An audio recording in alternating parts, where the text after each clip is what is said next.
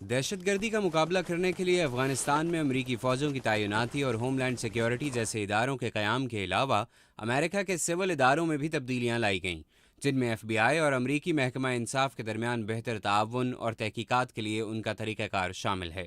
We really began that evolution with an important legal change that ہم نے Ben اس تبدیلی actually کا referred آغاز to ایک اہم in قانونی his تبدیلی سے introduction. کیا، جس میں And ہم that نے was فائزہ کے tearing باعث down this پیش so-called رکاوٹوں کو FISA گرا دیا، wall, جس کے تحت under which قانون law نافذ کرنے والے enforcement ادارے اور and انٹیلیجنس intelligence علیحدہ were ادارے تھے، largely separate جس کی وجہ سے enterprises. قانون نافذ کرنے والے And ادارے as a دہشت گردی result, کا law مقابلہ کرنے کے لیے enforcement زیادہ was مؤثر نہ تھے۔ correspondingly limited in its effectiveness, I think, as a counterterrorism tool.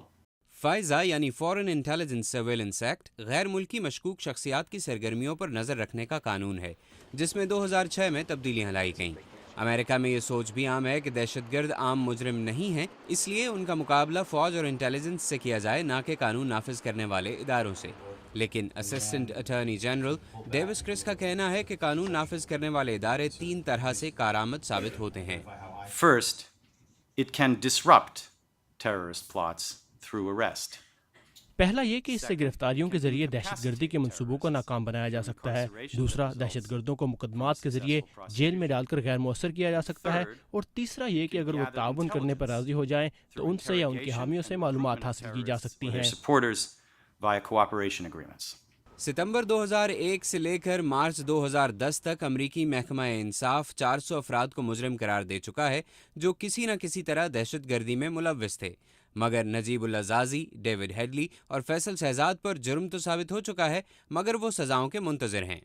Not all of these cases make the headlines, and not all یہ of these تمام مقدمے defendants ہیڈ لائنز نہیں بنتے، اور نہ ہی یہ تمام افراد جن پر جرم ثابت ہو چکا ہے خطرناک یا بدترین دہشت گرد تھے۔ تفتیشی اور انٹیلیجنس ادارے جس طریقے سے کام کرتے ہیں، اس کے ذریعے چھوٹی مچھلیوں کے ساتھ ساتھ بڑی مچھلیوں کو بھی پکڑا جا سکتا ہے۔ ڈیوس کرس کا کہنا تھا کہ جب سول عدالت میں مقدمات چلائے جا رہے ہوتے ہیں تو ان کے فیصلے قانون کی روشنی میں ہوتے ہیں، اور اگر حکومت کا کیس مضبوط ہو تو ملزم کو علم ہوتا ہے کہ اسے طویل قید ہو سکتی ہے، جس کے باعث وہ حکومت سے تعاون کرنے پر آمادہ ہو جاتا ہے۔ قانون نافذ کرنے والے اداروں کے استعمال کے حامیوں کا کہنا ہے کہ فوجی اور حساس اداروں کی کارروائیوں کی طرح قانون نافذ کرنے والے ادارے بھی ایک مؤثر ہتھیار ہیں جنہیں نظر انداز نہیں کیا جانا چاہیے۔ محمد عاطف، اردو VOA، واشنگٹن۔